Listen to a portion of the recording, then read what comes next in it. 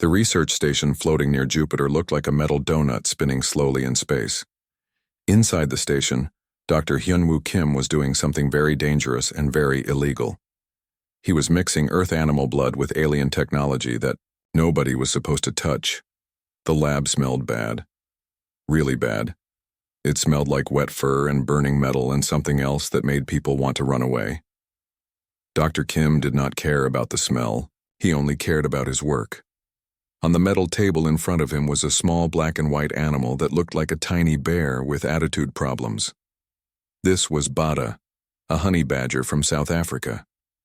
Dr. Kim had saved her from mining companies who wanted to destroy her home. Now she was sleeping under the bright lab lights while tiny robots worked inside her body. "Computer, show me Bada's brain activity," Dr. Kim said to the machine on his desk. The screen lit up with dancing lines and numbers. The lines were moving much faster than they should. Much, much faster. Dr. Kim had been working on this secret project for 2 years. He wanted to help Earth animals survive on other planets where the air was poison and the ground could melt your feet. The alien technology he found in crashed spaceships seemed perfect for this job. The alien biosuits could keep anything alive anywhere. But something had gone wrong with Bada. 3 weeks ago, she had been a normal honey badger, angry, fearless, and tough, but still just an animal. Now she was something else. The alien robots in her blood had changed her, made her stronger, made her smarter, made her much more dangerous. "Sir, we have a problem," said Young-Soo Park, Dr. Kim's helper. Young-Soo was 25 years old and very scared of Bada, even when she was sleeping. "What kind of problem?" Dr. Kim asked, not looking up from his work. "The kind with big alien spaceships and lots of weapons pointing at our station." Dr. Kim's head snapped up. "What did you say?" Young-Soo pointed at the big window that showed outer space. Where there used to be empty darkness and distant stars, now there were 12 massive alien ships. They were gray and covered with spikes like angry sea urchins. Vexari Empire ships. "Oh no," Dr. Kim whispered. The communication system crackled to life. A voice spoke in the common galactic language that all space travelers had to learn. "Earth, Research Station. This is Commander Vexlon of the Vexari Imperial Fleet. You have stolen property that belongs to our empire. Surrender immediately or we will destroy your station." Dr. Kim ran to the communication panel. His hands were shaking as he pressed the buttons. "This is Dr. Hyunwoo Kim. I don't know what you're talking about. We are conducting legal scientific research. Do not lie to us, human. Our missing scout ships were last detected in your system. We know you have taken our technology. You have 1 hour to return what you stole." The communication cut off with a harsh buzz. Young-Soo grabbed Dr. Kim's arm. "Sir, what do we do? Should we call Earth Defense?" Before Dr. Kim could answer, another voice came through the speakers. This one was human and sounded very official. "Research Station Jupiter 7. This is Captain Tae-Jin Park of the Earth Defense Ship Busan. We received the alien transmission. Do not panic. We are here to help." Dr. Kim looked out the window again. 3 smaller Earth ships had appeared near the alien fleet. They looked like tiny fish next to hungry sharks. "Captain Park," Dr. Kim said into his microphone. "I can explain everything. I found some alien technology in crashed ships. I was only trying to help Earth animals survive in space. Dr. Kim, please stay calm. We are going to handle this situation. Do not do anything that might make the aliens angry." Dr. Kim wanted to laugh, but he was too scared. Make the aliens angry? He had been cutting up their technology for 2 years. They were probably already very angry. Behind him, something made a small noise. Dr. Kim turned around and felt his blood turn to ice water. Bada was awake. She was sitting up on the table looking at the alien ships through the window. Her black eyes were glowing with a strange blue light that had never been there before. "Young-Soo," Dr. Kim whispered. Very slowly, walked toward the door. But it was too late. Bada had already moved. 1 second she was on the table, the next second she was standing on the floor. She was no longer the same size as before.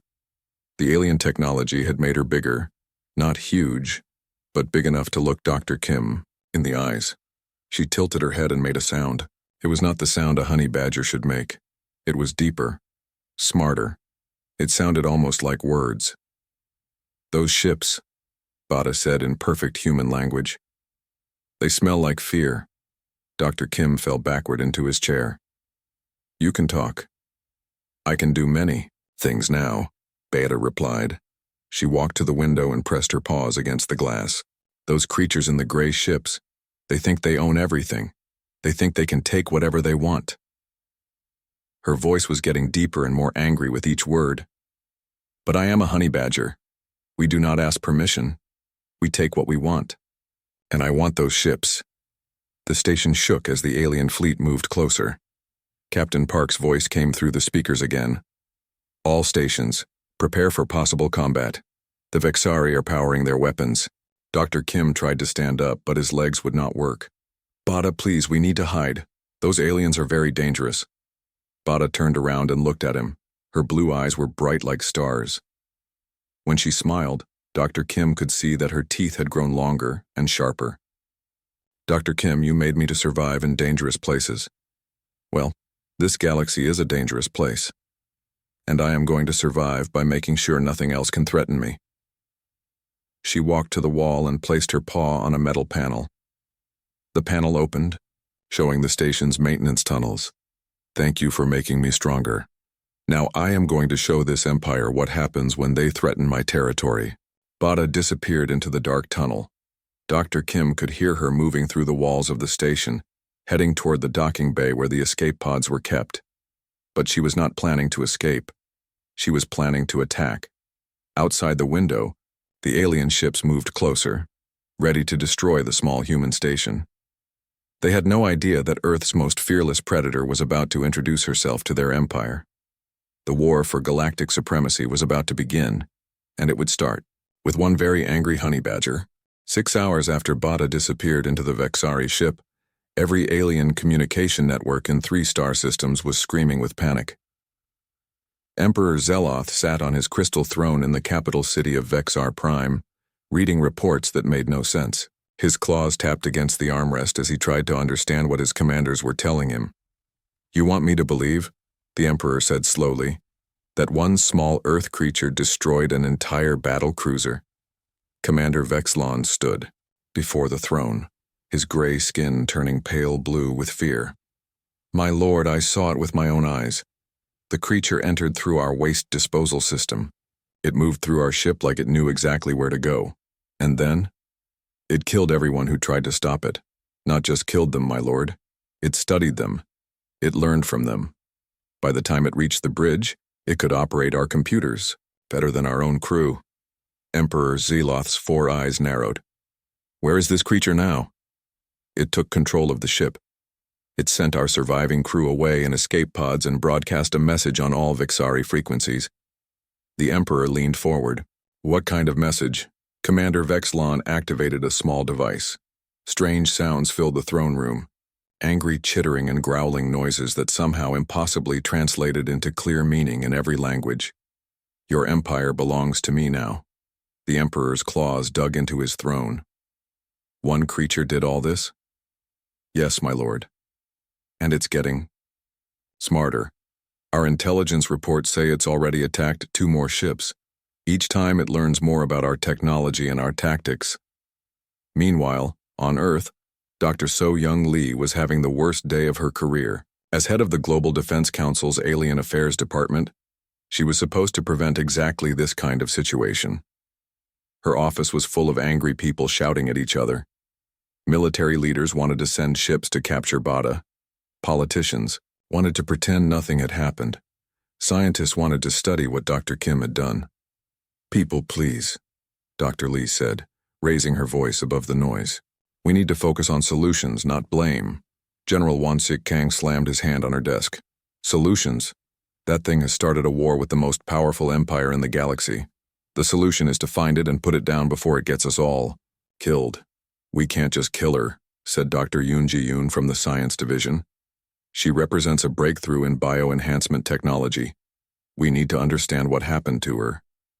Dr. Lee pulled up a hologram showing the Vexari star system. Red dots marked the locations where Bada had attacked alien ships. According to our intelligence, she's not just attacking randomly. Look at this pattern. The red dots formed a line heading straight toward the heart of Vexari space. She's heading for their capital, Dr. Lee said, but she's taking a route that passes through their most important military bases. Why would she do that? Asked Commander Dong-Hyun Choi, who had just arrived from the First Fleet headquarters. Because she's learning, Dr. Lee replied. Every ship she captures gives her more information about their empire, their technology, their language, their tactics. She's not just fighting them, she's studying them. Back in space, Bada stood on the bridge of her captured Vexari cruiser, staring at the star charts displayed on the main screen. The ship's original crew had been terrified of her, but they had taught her everything she needed to know before she sent them away. She had learned that the Vexari Empire controlled over 300 star systems. They had thousands of ships and billions of soldiers. They thought they were the strongest force in the galaxy. They were wrong. Bada touched the control panel with her enhanced claws. Information flowed into her brain faster than any human could. Process, ship blueprints, military strategies, political structures, trade routes. The alien nanotechnology in her blood connected her directly to every computer system on the ship. But more than that, it had awakened something in her honey badger. Instincts. In the wild, honey badgers were territorial. They marked their space and defended it against anything that threatened them. Now, with her enhanced intelligence, Bada understood that the entire galaxy was just a bigger territory to claim. Her communication system beeped. An incoming message from Emperor Zeloth himself. Creature of Earth, the Emperor's voice filled the bridge. I offer you a deal. Return our ships and leave our space, and we will not hunt you down. Bada tilted her head considering this.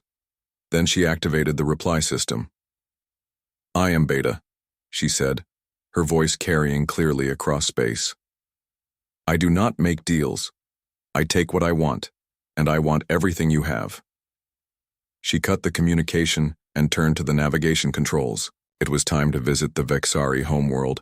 3 days later, Emperor Zeloth received reports that made his blood run cold. The Earth creature had not just captured more ships, she had done something far worse. She had convinced their crews to join her. How is this possible? The Emperor demanded. She offers them something we never did, my lord, Commander Vexlon explained. She offers them the chance to be predators instead of prey. Our soldiers have been slaves to the Empire for so long that they see her as a liberator. A liberator? She's a monster. Yes, my lord. But she's their monster now. Reports kept coming in. Bada had taken control of an entire fleet. She was teaching captured aliens how to think like honey badgers, how to be fearless, how to take what they wanted without asking permission. Dr. Kim, still trapped on the research station that was now surrounded by Earth defense ships, watched the news reports with growing horror. What have I done? He whispered to Young-soo.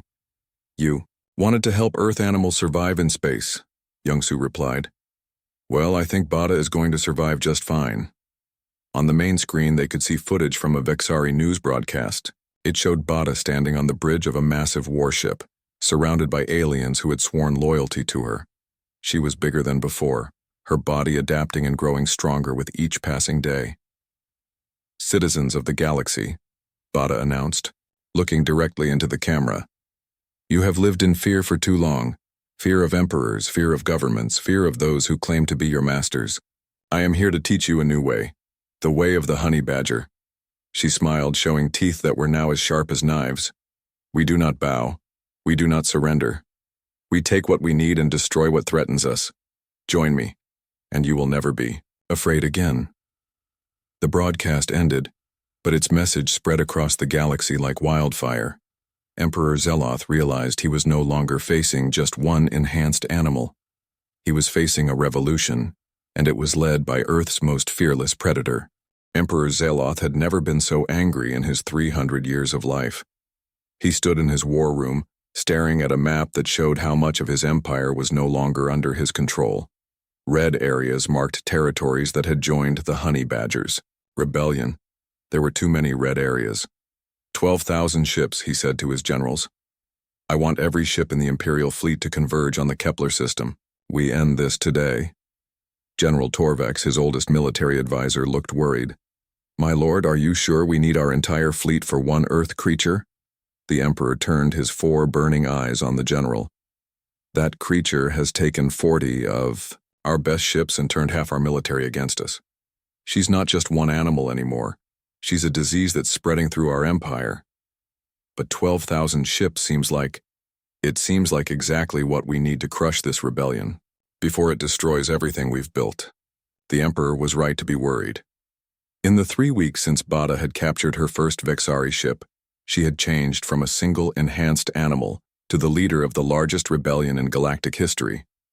Her base was an old mining station in the Kepler system that she had transformed into something that looked like a cross between a military fortress and a giant beehive.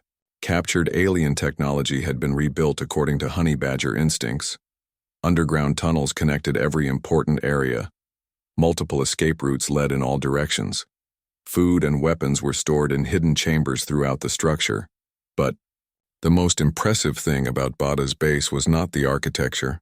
It was the crew. Aliens from dozens of different species worked together under her command. Former Vexari soldiers taught combat techniques to peaceful traders who had never held weapons. Scientists from conquered research stations shared their knowledge with miners and farmers who wanted to learn how to build better ships. They all had one thing in common.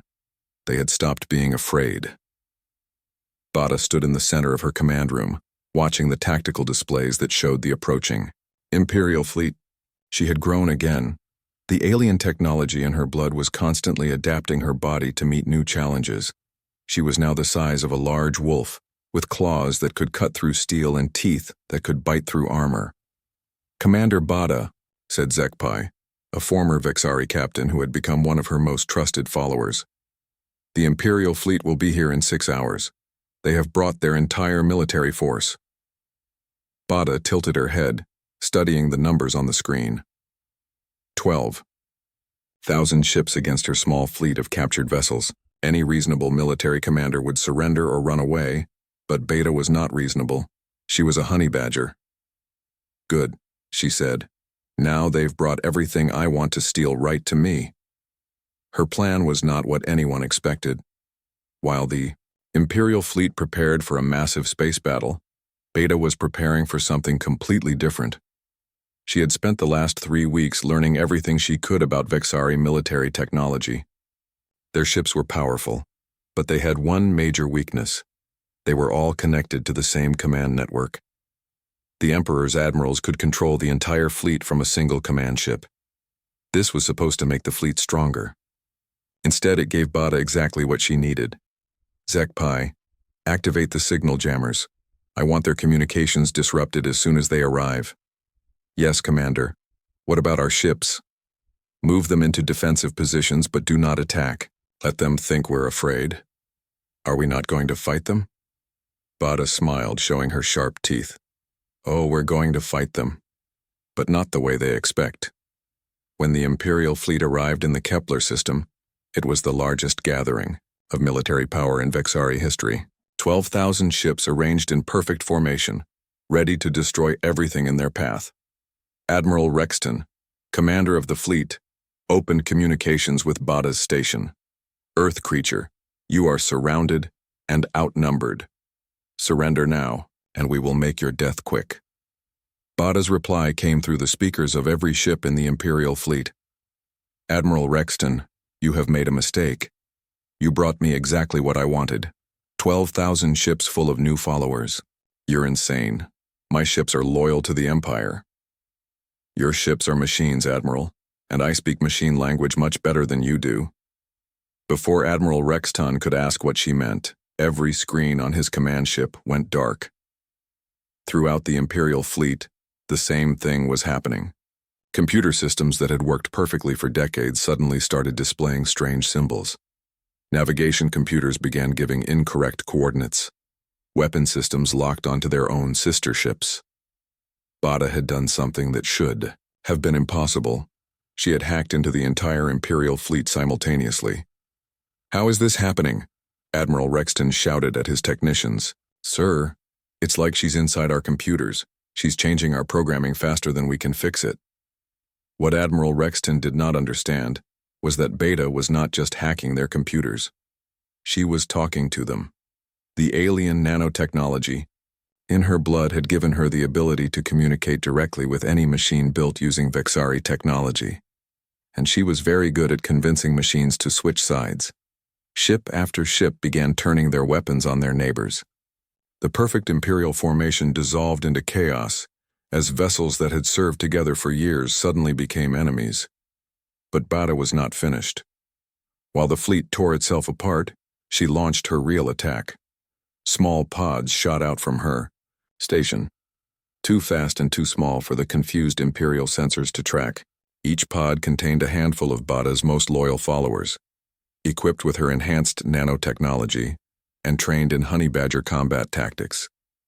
They hit the Imperial ships like a plague. Moving through ventilation systems and maintenance tunnels, they spread throughout the fleet. Unlike human marines who would try to capture ships intact, Bada's followers had learned to think like honey badgers. They went straight for the most important targets and destroyed anything that got in their way. Within 2 hours, the greatest military fleet in galactic history had been reduced to a collection of burning wrecks and captured vessels. Admiral Rexton found himself standing on his own bridge, surrounded by his former crew members who now wore the black and white colors of Bada's army. "This is impossible," he whispered. "No," said Zekpai, who had personally led the boarding party that captured the command ship. "This is evolution. The Honey Badger way is better than the Imperial way. Join us and learn to be a predator instead of prey." Back on her station, Bada watched the last Imperial ship surrender or explode. The battle had been even easier than she had expected.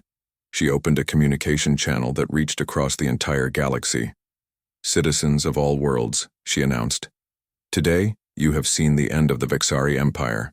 They brought 12,000 ships to destroy me, and now I own 12,000 ships. This is what happens when you threaten a honey badger's territory." She paused, letting her words sink in across hundreds of worlds. "I am not here to conquer you. I am here to liberate you. No more emperors. No more masters. No more fear. Join me and learn to take what you deserve." The response was immediate. Across the galaxy, oppressed peoples rose up against their rulers. The Honey Badger Revolution had begun. Emperor Zeloth, watching from his throne room, realized that he was no longer the ruler of an empire. He was just another target on Bada's list. And honey badgers never gave up until they got what they wanted. 6 months after the Battle of Kepler, the galaxy had changed in ways that no one could have imagined. President Ga Young-han sat in her office in Seoul, looking at reports that made her head hurt. As the leader of Earth's government, she was supposed to be in charge of humanity's relationship with alien civilizations. But now humanity's most famous representative was a honey badger who had conquered half the known galaxy. "Ma'am," said her assistant, Ji Sung-moon, "the Trilaxian Federation is on line 3. They want to talk about the Bada situation again." President Han rubbed her temples. "What do they want this time?" "They're threatening to declare war on Earth unless we recall our quote-unquote secret weapon." "And what did you tell them?" "I told them that Bada is not our secret weapon. She's an escaped lab animal who has become a galactic emperor. There's a difference." President Han almost smiled. Almost. The situation was too serious for smiling. "Put them through." The hologram of Ambassador Trill Axa appeared above her desk. The Trilaxian looked like a tall blue plant with too many eyes, and all of those eyes were angry. "President Han, your species has violated every galactic treaty by unleashing this monster on civilized space. The creature you call Bada has destroyed 3 of our border colonies and turned our trade routes into war zones. Ambassador, I understand your concerns, but Earth has no control over Beta's actions. She's acting on her own. Do not lie to me, human. This creature was created in your laboratories using stolen alien technology. You are responsible for everything she does. President Han felt her patience running out. Ambassador, let me explain something to you. Bada is a honey badger. Honey badgers don't take orders from anyone. Not from humans, not from aliens, and certainly not from people who threaten them. If you want to stop her, you need to deal with her directly. We tried that. She sent us the heads of our diplomats. Then maybe you should try a different approach. The communication ended abruptly. President Han knew that the Trilaxians would probably try to attack Earth. They would not be the first. In the past month, 4 different alien governments had threatened humanity because of Bada's actions. The problem was that attacking Earth would not stop Bada. Nothing seemed to stop Bada. Far across the galaxy, in what had once been the heart of the Vexari Empire, Bada was building something that had never existed before. She called it the Honey Badger Empire, but it was unlike any empire in galactic history. Her capital was a massive space station that she had built by combining the technology of every species she had conquered. It looked like a giant metal flower with long petals that curved inward to form protected docks for her fleet. The station was alive in a way that ordinary space stations were not. Biomechanical systems flowed through its walls like blood vessels, carrying information and energy to every part of the structure. At the center of the station was Bada's throne room. It was not decorated with gold and jewels like the palaces of other emperors. Instead, it was designed like a honey badger den. Underground chambers connected by tunnels, multiple escape routes, hidden storage areas filled with weapons and supplies. Bada herself had changed again. The alien technology in her blood was constantly adapting to new challenges. She was now the size of a small tiger, with silver-gray fur that seemed to shift color depending on the light. Her eyes glowed with blue energy, and when she spoke, her voice carried the authority of someone who had never lost a fight. She stood in front of a massive holographic display that showed her empire. Red areas marked territories under her control. They now covered more than half of known space. "Commander," she said to HFY, who had become her chief advisor, "show me the status report on the border systems." "Yes, my lord. The Trilaxian Federation has mobilized their fleet to attack our outer colonies. The Zenthari Collective is evacuating their border worlds. The Human Federation is sending diplomatic messages asking for negotiations." Bada tilted her head. "What kind of negotiations?" "They want you to stop expanding your territory. In exchange, they offer to recognize your current holdings as legitimate." "And what did you tell them?" "I told them that honey badgers do not negotiate. We take what we want." "Good answer." Bada walked to another display that showed the internal structure of her empire. Unlike other galactic powers, her territories were not organized by species or planet type. Instead, they were organized by function, just like a honey badger's territory in the wild. Resource worlds provided food, raw materials, and energy. Defense worlds were covered with weapons and fortifications. Research worlds developed new technologies and weapons. Breeding worlds raised new generations of warriors trained in honey badger tactics. But the most important thing about Bada's empire was not its organization. It was its citizens. Every being in her territory, regardless of their original species, was taught to think like a honey badger. They learned to be fearless. They learned to take what they needed without asking permission. They learned that the strongest predator always wins. This philosophy was spreading throughout the galaxy like a virus. On worlds that Bada had never visited, oppressed peoples were rising up against their rulers. They painted black and white stripes on their faces and declared themselves followers of the honey badger way. "My lord," HFY said, "we have a transmission from Earth." "From the humans who created me?" "Yes, it's from someone called Ambassador Woojin Seo.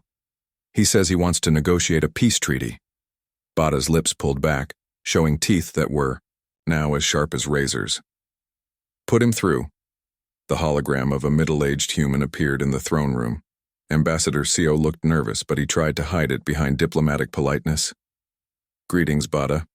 I come as a representative of Earth's government to discuss the current situation." "What situation is that, Ambassador?"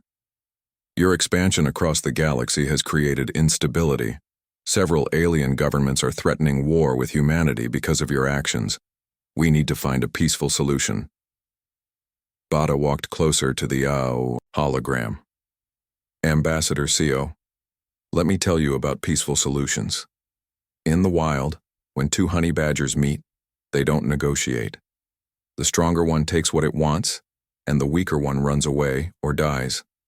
This galaxy needed to learn that lesson.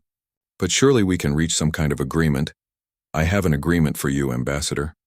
Join my empire and learn to be a predator, or stay out of my way and hope I don't decide you're a threat. And if we refuse? Bada smiled. It was not a friendly smile. Then you'll find out why honey badgers are the most feared animals on Earth. She cut the communication and turned back to her tactical displays. HFY, prepare the fleet. It's time to pay a visit to the Trilaxian homeworld. Yes, my lord. What about the human government's threats? Humans created me to survive in hostile environments. Well, this galaxy is very hostile, and I'm surviving just fine. Across the galaxy, alien governments were learning what Dr. Hyunwoo Kim had discovered in his laboratory. When you enhance a honey badger's natural abilities, you don't get a bigger honey badger.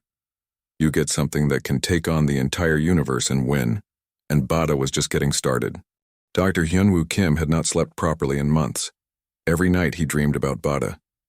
In his dreams, she was still the small honey badger he had rescued from South Africa. She would look at him with trusting eyes and make soft, chittering sounds while he worked on his experiments. Then he would wake up and see the news reports about entire star systems bowing to Earth's new galactic emperor. Sir, Young-Soo Park said, shaking him awake in the stolen ship's pilot seat. We're almost there.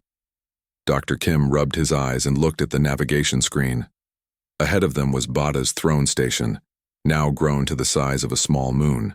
It looked like a living thing, with biomechanical tendrils reaching out into space and pulsing with energy.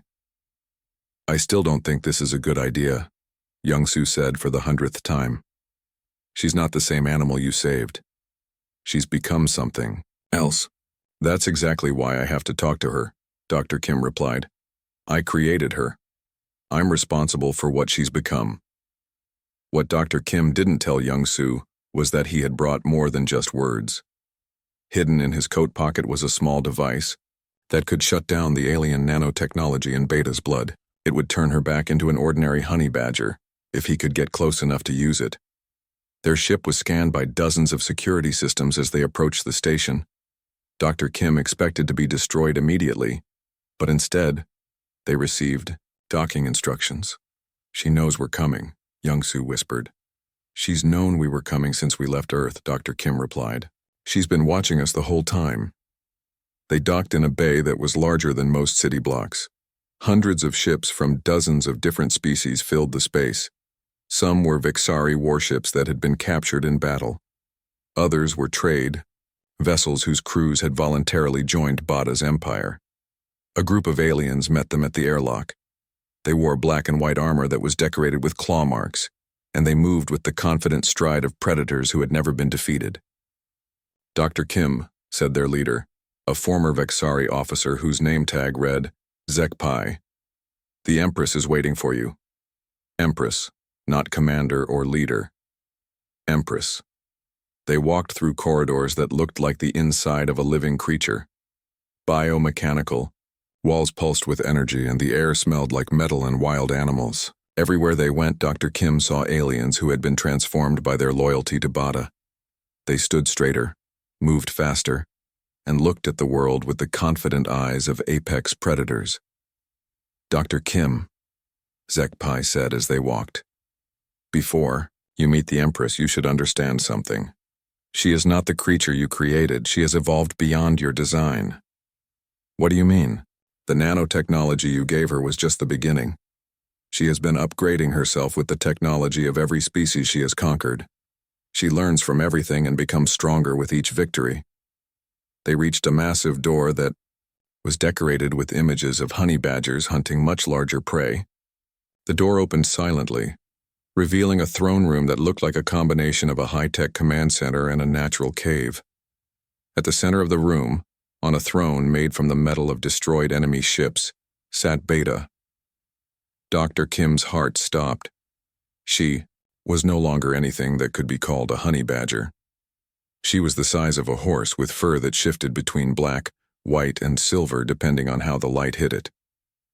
Her claws were made of some kind of alien metal that glowed with inner fire. Her eyes were no longer animal eyes.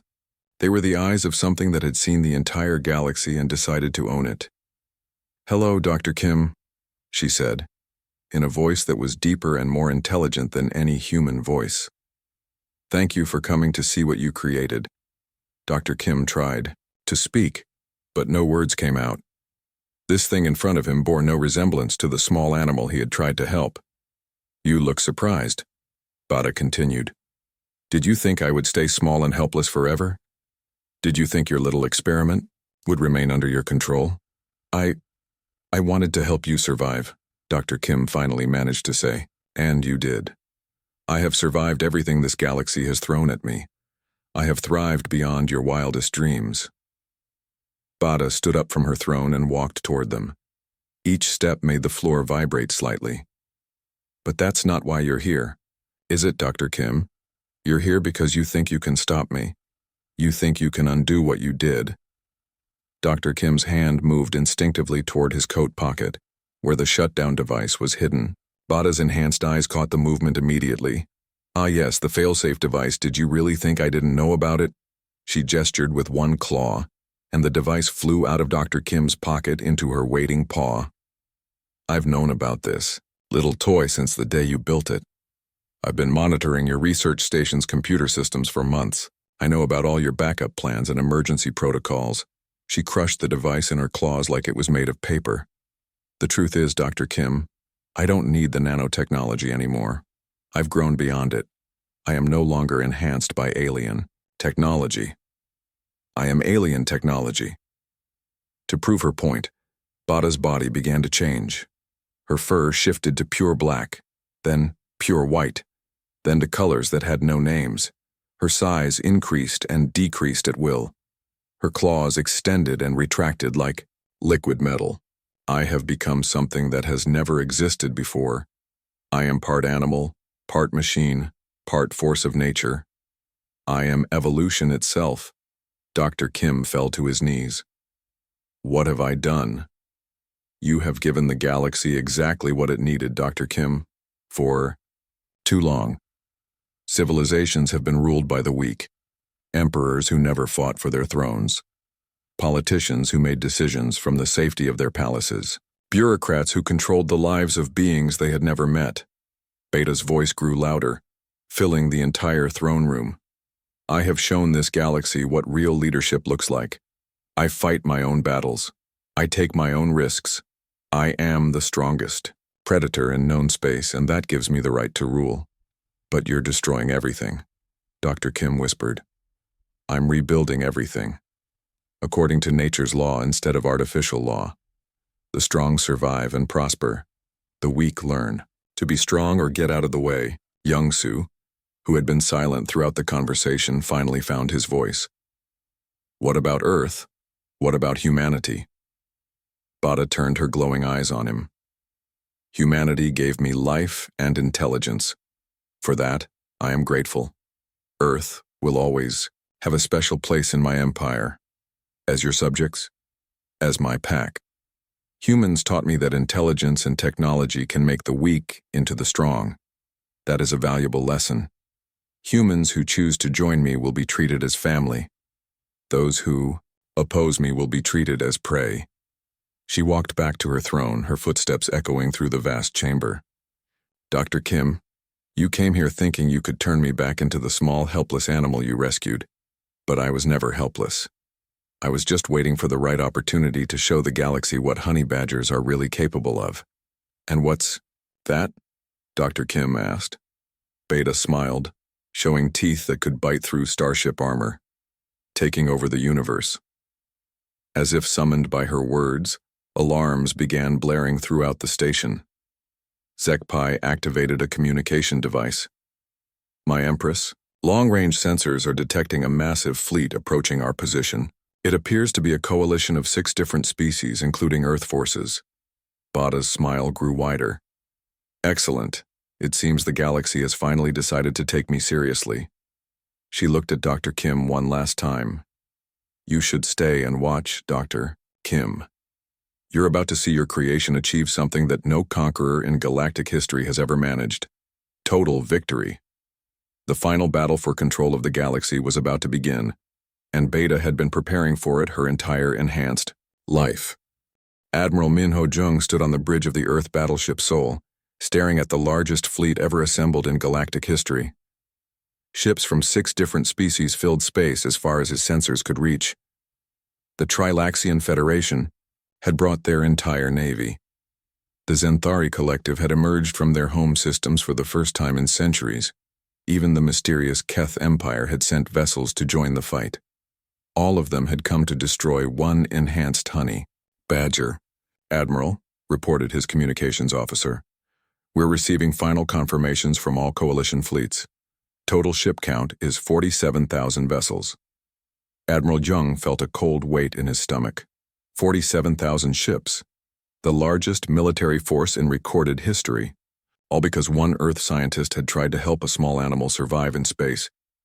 Sir, his tactical officer called out, Bada's station is powering up some kind of massive energy signature. It's unlike anything in our databases. Through the main view screen, Admiral Jung could see Bada's throne station in the distance. It looked like a living creature preparing to fight, with energy flowing through its biomechanical systems like glowing blood. All ships, this is Admiral Jung. Remember, our primary objective is to stop Bada from expanding her empire further. We are not here to destroy Earth's creation, but to contain it. Even as he said the words, Admiral Jung knew they were probably lying to themselves.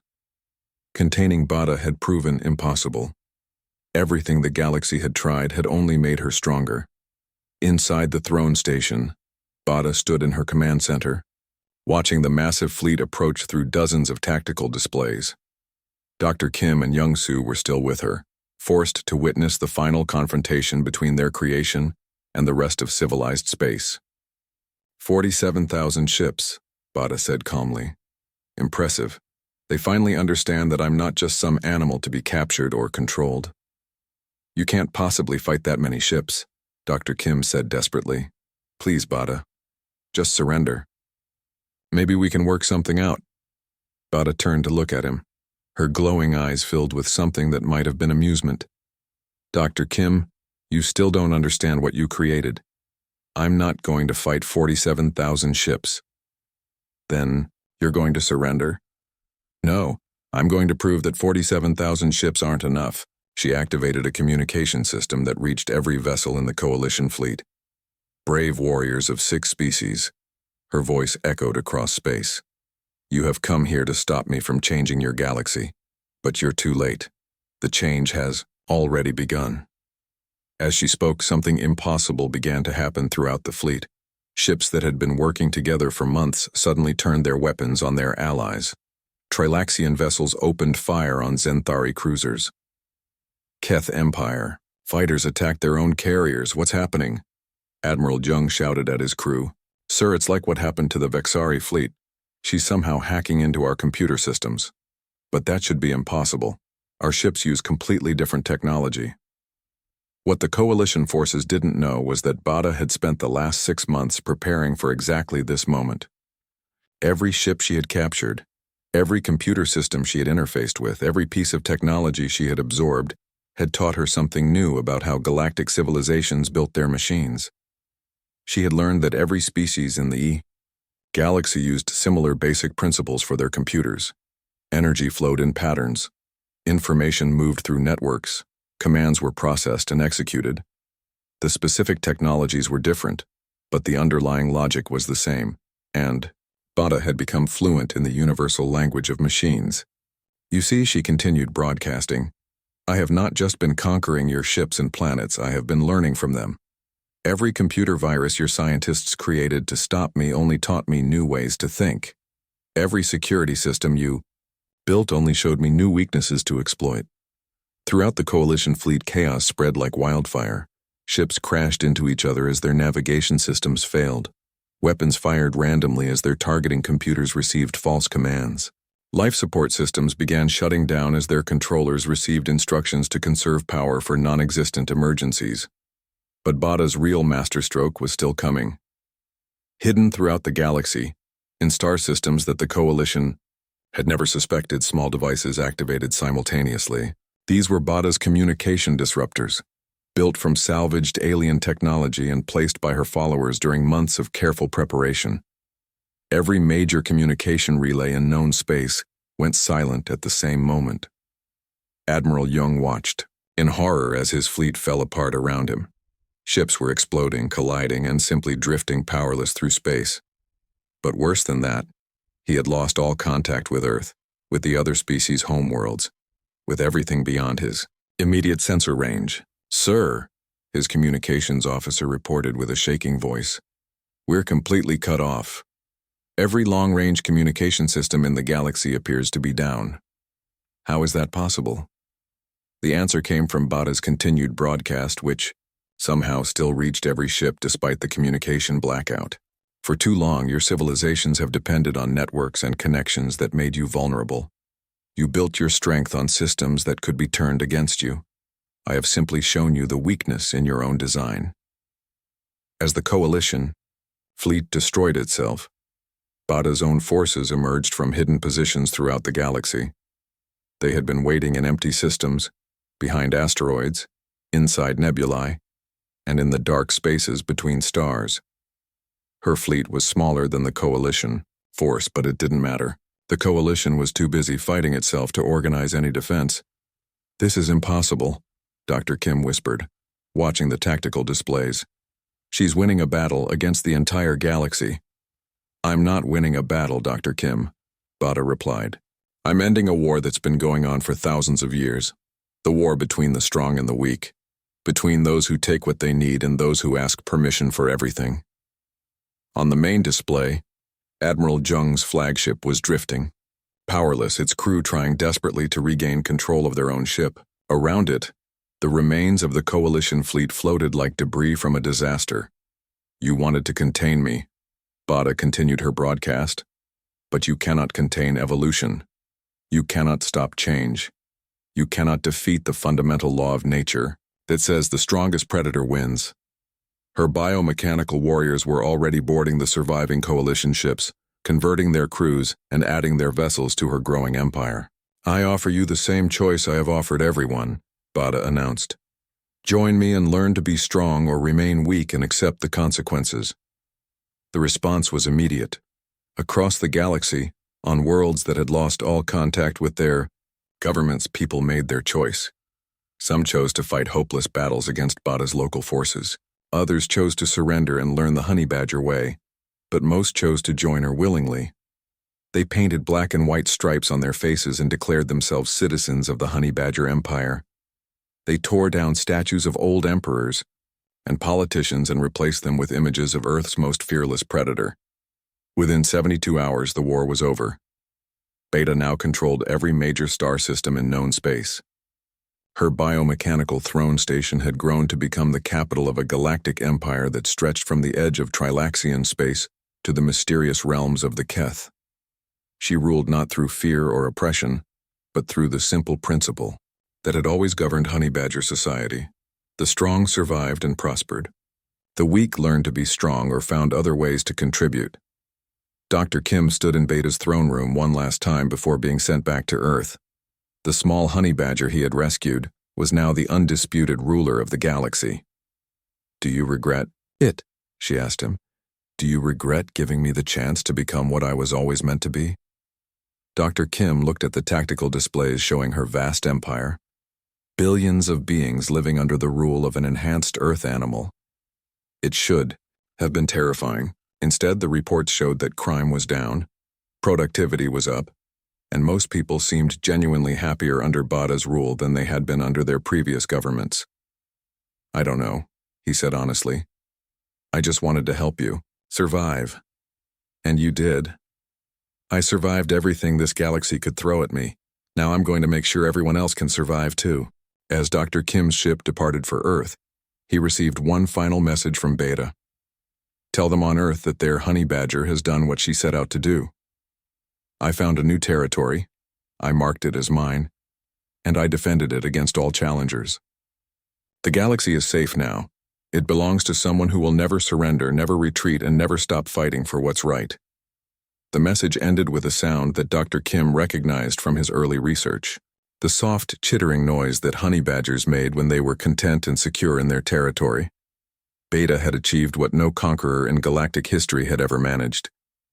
She had won not just through strength or intelligence, but by becoming exactly what she was designed to be. Earth's most fearless predator had claimed the ultimate territory, and she planned to keep it forever. In the official records, the event was called the Honey Badger War, and it lasted exactly 72 hours. It was the shortest and most decisive conflict in galactic history.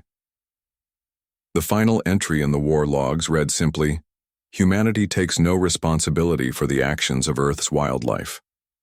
But across the galaxy, in the vast empire that now bore her name, Bada's subjects knew better. They knew they were ruled by the greatest predator that had ever lived, and they were proud to be part of her pack.